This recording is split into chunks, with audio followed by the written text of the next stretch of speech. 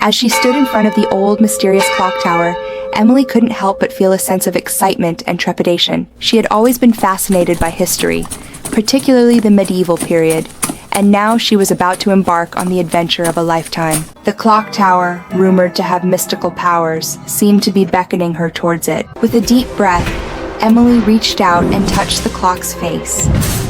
Suddenly, the world around her began to blur, and she felt herself being pulled through time and space. When her vision cleared, she found herself standing in the middle of a bustling market square. People in medieval clothing hurried past her, speaking in a dialect she struggled to understand.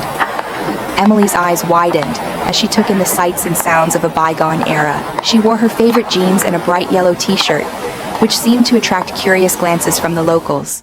A knight, clad in armor, approached her, his expression a mix of confusion and curiosity. "Good morrow, fair maiden," he said, bowing low. "Whence dost thou come?" Emily hesitated, unsure of how to respond. I'm from, America?" she replied, hoping he would understand. The knight's eyes widened. "A traveler from afar, I see. Welcome, fair one. I am Sir Edward. How dost thou find thyself in our humble town?" As Emily explained her situation, Sir Edward listened intently, his expression growing more and more puzzled. When she finished, he nodded thoughtfully. "Thou art a guest of the realm, fair maiden. Come, let us find thee suitable attire and introduce thee to the lord of the manor." Emily's adventure had begun.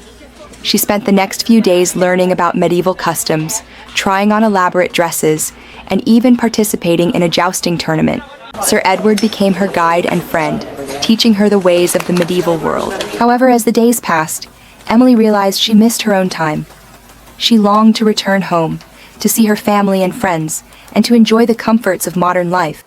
Sir Edward, sensing her melancholy, approached her one evening. "Fair maiden, I fear thou dost not belong here," he said gently, "but I shall help thee find a way back if that is thy desire." Tears pricked at the corners of Emily's eyes as she nodded. Together, they sought out the wise old wizard who lived on the outskirts of the kingdom. The wizard, after hearing Emily's tale, nodded sympathetically. "The clock tower holds the key to thy return," he said, "but thou must first prove thyself worthy. Complete a task for me, and I shall reveal the secrets of the clock." Emily accepted the challenge, and, with Sir Edward's help, she successfully completed the task.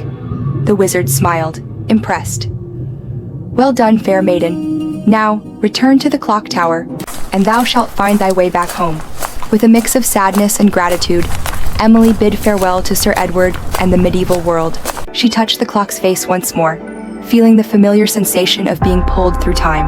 When she opened her eyes, she found herself standing in front of the clock tower, back in her own time. Breathless and grinning, Emily looked down at her modern clothes, feeling a sense of wonder and awe.